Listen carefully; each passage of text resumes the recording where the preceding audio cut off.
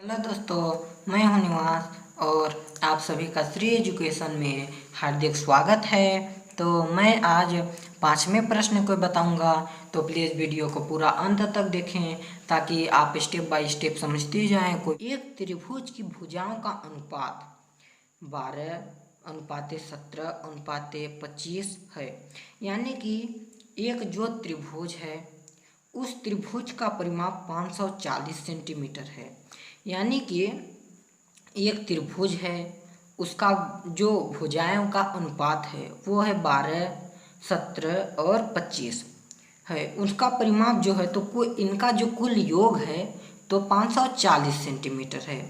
तो इस त्रिभुज का क्षेत्रफल यानी हमें एरिया ज्ञात करना है। तो दोस्तों, यदि हम यूँ समझें तो इस प्रकार का हमारा एक त्रिभुज है। इसका जो मान है तो एक का 12 है और 17 और एक का है 25। यूँ तो हम नहीं कह सकते हैं कि इसका मुख्य मान कितना है, परंतु हम ये जानते हैं कि इन तीनों भुजाओं का जो योग है तो वो है 540 सेंटीमीटर, क्योंकि तीनों भुजाओं का योग उसका परिमाप होता है। तो हम सबसे पहले देखते हैं कि भुजाओं की जो लंबाई है तो वो क्या है। भुजाओं की जो लंबाई है तो भुजाओं की लंबाई है 12x,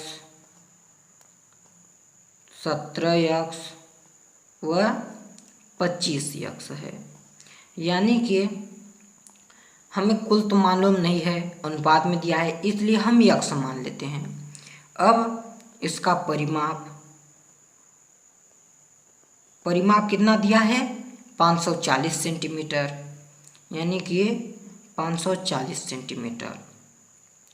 अब यदि हम इन सभी का मान ज्ञात करें तो हमें तीनों भुजाओं का शुद्ध मान ज्ञात हो जाएगा। तो शुद्ध मान ज्ञात करने के लिए हम लिखते हैं कि 12x plus 17x plus 25x बराबर 540। क्योंकि दोस्तों इन सभी का जो मान है वो 540 है। अब यदि हम इन सभी को जोड़ दें तो क्या आएगा, 12, 17 और 25 को जोड़ने पर हम पाते हैं 54। अब दोस्तों यक्स है तो यक्स आ जाएगा। इसमें 3x नहीं लिखाएगा क्योंकि यहाँ पे जोड़ करना है और जोड़ में हमें 3x नहीं लिखना पड़ता है, बस यक्स लिखना पड़ता है। अब बराबर 540। अब दोस्तों यक्स का जो है गुणांक 54 है। यदि यानी कि गुणांक मतलब यह गुणे में है, तो जब यदि हम इसे पक्षांतरण करेंगे तो यह भाग में चला जाएगा। तो हम यूँ लिख सकते हैं कि यक्स बराबर 540/54। 54 जो है तो पक्षांतरण करने पर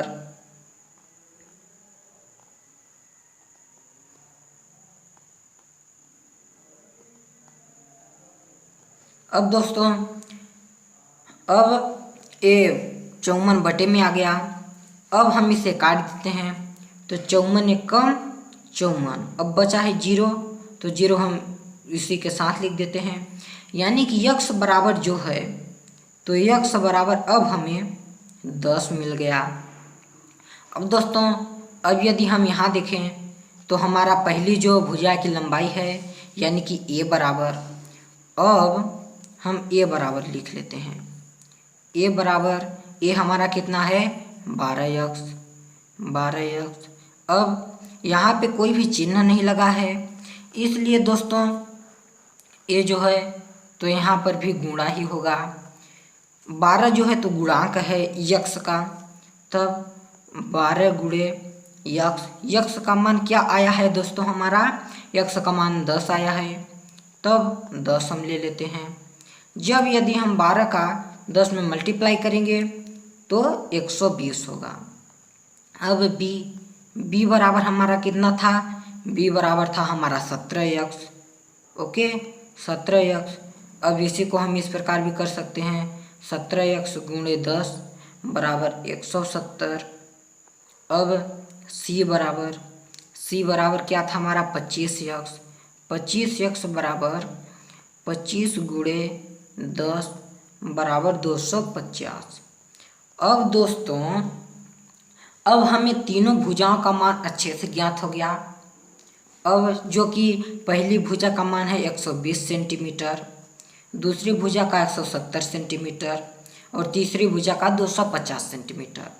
अब हमें यश जो है तो सेमी परिमीटर दोस्तों क्या होता है, उसका अर्ध परिमाप होता है।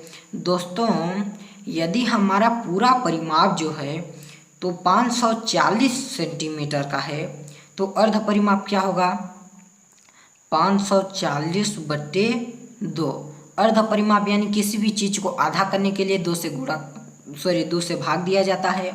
तो यदि हम इसे काट देते हैं तो हम पाते हैं 270, यानी कि 270 जो है तो हमारा यश बराबर आ गया।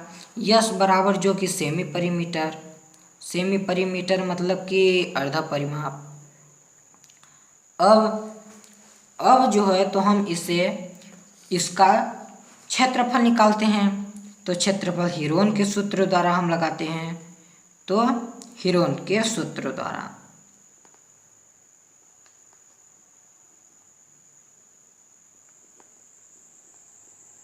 दोस्तों हीरोन का सूत्र क्या होता है। हीरोन का सूत्र तो आप सभी को अच्छे से ही पता होगा कि हीरोन का सूत्र क्या होता है। तो आइए एक बार फिर देखते हैं। हीरोन का सूत्र होता है दोस्तों s into s minus a into s minus b into s minus c. अब दोस्तों यदि हम सूत्र पर लगाते हैं तो यस हमारा कितना है 270 सेंटीमीटर। हमें सेंटीमीटर लिखने की आवश्यकता नहीं है, यहाँ पर हम इसे शॉर्टकट में भी लिख सकते हैं, यानी कि 270। अब इंटू यस माइनस ए, तो 270 माइनस ए हमारा कितना है, ए हमारा 120 है। और फिर 270 माइनस बी यानी यस माइनस बी, बी हमारा कितना है, बी हमारा है 170। अब यस माइनस बी यानी कि 270 माइनस सी, सी क्या है हमारा 250 है। यानी कि देखिए दोस्तों यदि कोई भी संख्या कोष्टक में दिया रहता है तो सर्वप्रथम हम कोष्टक को ही हल करते हैं। तो हम यदि करते हैं तो देखिए हमें क्या प्राप्त होता है 270 जो कि बाहर है। अब दोस्तों यहाँ पर भी कोई चिन्ह नहीं लगा है, ये संख्या कोष्टक के अंदर है। यहाँ पर भी कोई चिन्ह नहीं लगा है, ये भी कोष्टक में है। यहाँ पर भी कोई चिन्ह नहीं लगा है, आगे भी कोष्टक में है। दोस्तों यदि कोई भी चिन्ह नहीं लगा रहता है तो वहाँ पे हमेशा गुणा ही होता है। अब यदि हम गुणा का चिन्ह लगा देते हैं, अब यदि 270 में 120 घटाते हैं तो हम क्या पाते हैं 150। अब फिर गुणे, अब 270 में 170 यदि घटाते हैं तो हम क्या पाते हैं 100। अब गुणे 270 में यदि 250 घटाएंगे तो हम 20 पाते हैं। अब दोस्तों यदि हम इन सभी संख्याओं का गुणा करते हैं तो हमारा जो है तो आएगा 81, 1, 2, 3, 4, 5, 6। इस दोस्तों बहुत बड़ी संख्या हो जाएगी, इसलिए आप इसे किसी भी प्रकार से बोल सकते हैं। अब दोस्तों हम देखते हैं कि ये संख्या जो है तो करड़ी में है, यानी कि यह किसी का वर्ग संख्या है, इसका भी कुछ वर्गमूल होगा। तो दोस्तों इसे निकालने का बहुत ही आसान सी तरीका है। अब देखिए दोस्तों कि हम देखते हैं कितने जीरो हैं या कितने जीरो के जोड़े बन रहे हैं। तो देखते हैं 1, 2, 3 जोड़े बन रहे हैं। तो यानी कि ये 3 जोड़ों का वर्ग है, 3 शून्य का, तो 1, 2, 3। अब दोस्तों 81 किस संख्या का वर्गमूल है या किस संख्या का वर्ग है, तो 9 × 81 यानी 9 का। अब दोस्तों देखिए इतनी बड़ी संख्या है और इसे चुटकियों में हल हो गया। इसका मतलब यह है दोस्तों कि देखिए, वर्ग संख्या जब निकाला जाता है तो उससे जोड़ों की आवश्यकता पड़ती है। इन जीरो की जोड़े हैं, यानी कि ये 3 जोड़े बन रहे हैं, तो 3 जीरो आ गए। अब 81 जो है तो 9 का वर्ग है। तो यही है दोस्तों हमारा इस त्रिभुज का क्षेत्रफल जैसा कि दोस्तों आप अच्छे से जानते हैं कि हमेशा स्क्वायर में ही आता है। दोस्तों यदि हम 9000 का स्क्वायर निकालें तो हम यू पाते हैं 81 और 6 जीरो। तो दोस्तों आई होप कि आप सभी को यह वीडियो बहुत ही अच्छे से समझ में आया होगा। और यदि आपको वीडियो कैसा लगा और यदि आपको वीडियो अच्छा लगा तो प्लीज़ वीडियो को लाइक करें। और यदि आपको किसी भी प्रकार की समस्या है या किसी और कोई भी क्वेश्चन है जो कि अदर है, यानी कि जो कि किताब से संबंधित नहीं है और है मैथ का ही, तो प्लीज़ प्रश्न को कमेंट करें ताकि मैं उसे वीडियो बना के अपलोड कर सकूं और आप तक ये वीडियो पहुंच सके। तो प्लीज़ चैनल को सब्सक्राइब कर दीजिए। तब तक के लिए धन्यवाद। मिलते हैं अब अगले वीडियो में। धन्यवाद।